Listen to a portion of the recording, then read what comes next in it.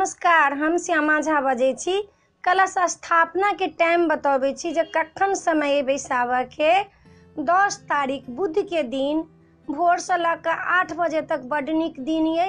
कलश स्थापना कऽ लेब आ भरि दिन ओना टाइम है, ई नहीं जे नहीं है, भरि दिन टाइम है, लेकिन जते जल्दी कोशिश करब तते जल्दी नीक हैत। 8 बजे तक कहुना कऽ कलश स्थापना कऽ लेब। पहिरबा के कलश स्थापना होइए बुध के दिन ये। अष्टमी है बुध के और नवमी है बृहस्पति के। अगला बुध के अगला बृहस्पति के।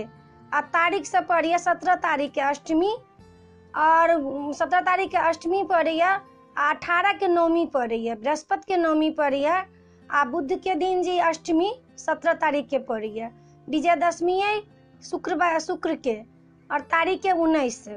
जे व्रत करै छी से हमरा सबके तो अपना मैथिल में नवमी तक 10वीं तक व्रत रहे। 10वीं के लोग व्रत तोड़ैया, नवमी के कन्या खुआ के 10वीं के लोग व्रत तोड़िया। अब एठमन के दिल्ली के लोग सबके, उत्तर भारत सबके जे है से नवमी के व्रत तोड़ दैया। आब जेकरा जेना जिनका जेना मन होइ छन तेना व्रत तोड़े छथि।